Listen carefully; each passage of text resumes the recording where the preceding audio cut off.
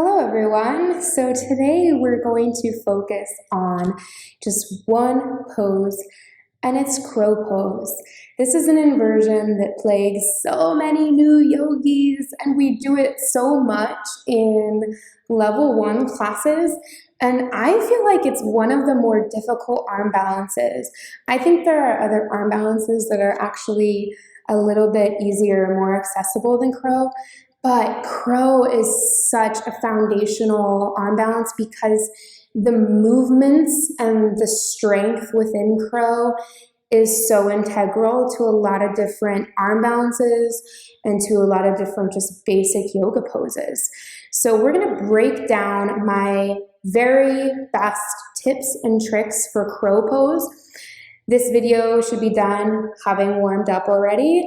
Hopefully done some core work. I've got a nice morning flow class that would be great to warm up the body, and then a really killer core workout, which would be really good for bringing your brain's awareness to the front body, to the core, as the core is a really big part of arm balances. We often think arms are a really big part of arm balances, and they are, but actually it's the trunk of the body and the legs often that do most of the work, but especially the trunk of the body, both the anterior core, the front core, and the posterior core, the back core.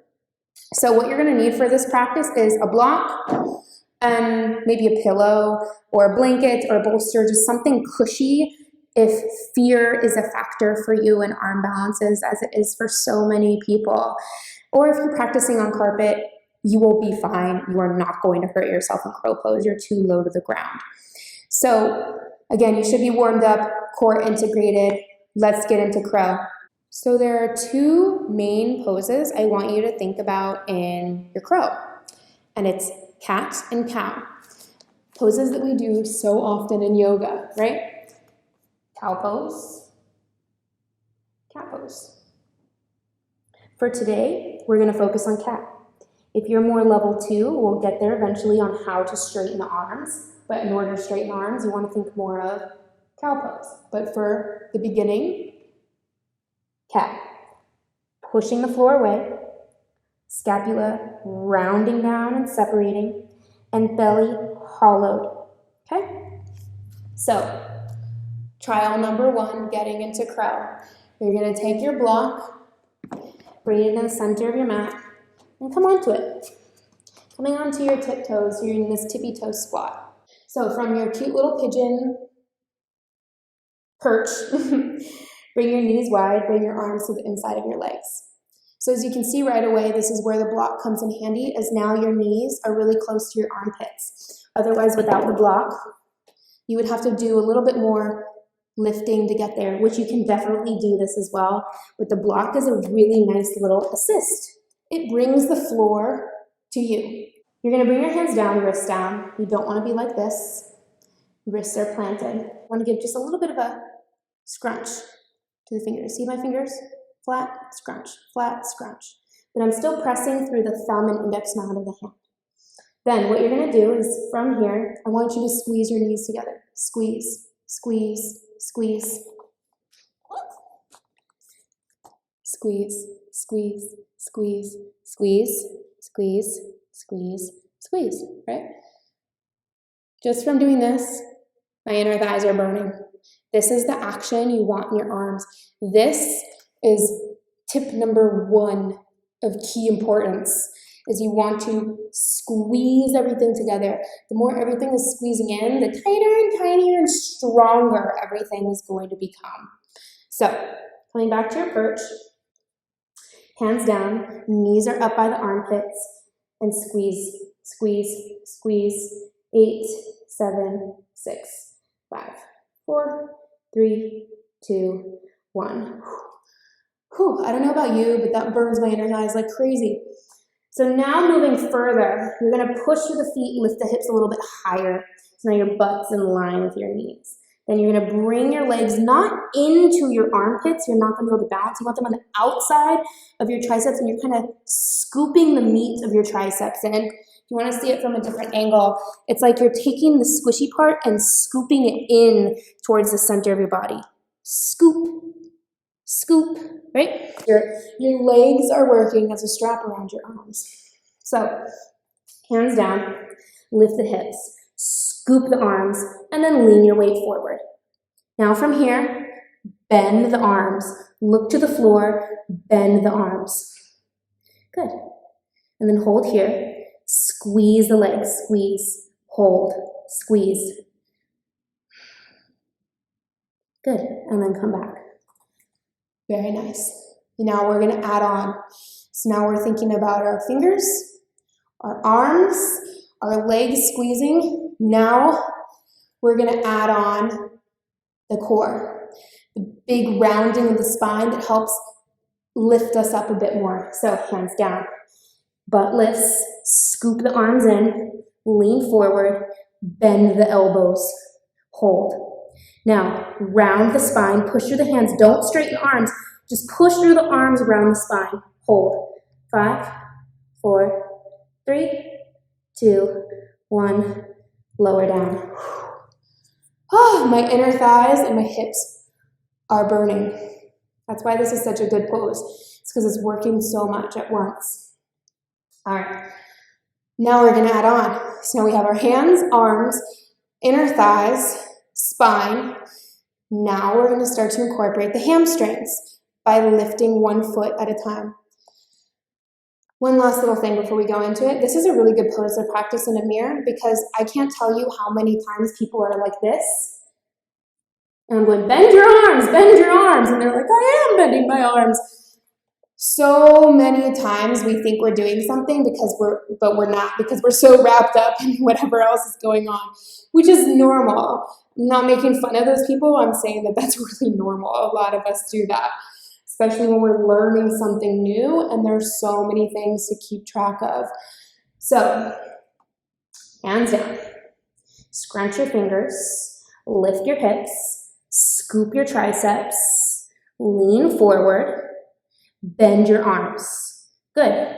Round your spine, pull in your belly like cat pose. Then lift your left toes, set them down. Right toes, down. Left, right, hold. Good. Maybe you tap your left toes up. Maybe you're just doing little taps. Maybe you hold. Squeeze the legs, squeeze, and then lower back down to your perch. Very good. All right. So that put all the pieces together. Now, if you'd like to, you can try ditching the block and putting it all together. If you'd like to pause this video, try that a couple times. Highly suggest, especially if this is new to you. Lift the hips. Whew. My legs are burning. So feet together. I like to start from a standing position actually, normally if I'm if I'm practicing myself, but you can start from a low position. You just lift the hips anyways, so I like to start from here, bring the hands down, knees wide like this. So I'm going, rather than being here, I'm more already up here. And you can see how my feet are kind of in a Bakasana shape, like my soles of the feet are going towards one another. Hands down, scoop the arms, squeeze the arms, scrunch the fingers. And then I can't stress this enough. Lean forward, lean, bend the arms, round the spine to lighten the legs and squeeze your hamstrings to lift the feet, lifting the heels towards the butt. Squeeze the arms, squeeze, round the spine. 5, 4, 3, 2, 1, touch down. Good. Now again, if you want to keep trying that, pause this video, keep going through those movements. Those of you who maybe have crow down, you can hover 10 seconds, 15 seconds, or maybe for a really long time, but you haven't started straightening your arms yet. This is where thinking of cow pose, pulling your heart forward comes in handy. So, doing everything we just did, we're still gonna get there the same way. We're gonna go through all of our pit stops. Just because we're straightening our arms doesn't mean you wanna start with straight arms. So, Coming into your standing or your squat, knees wide.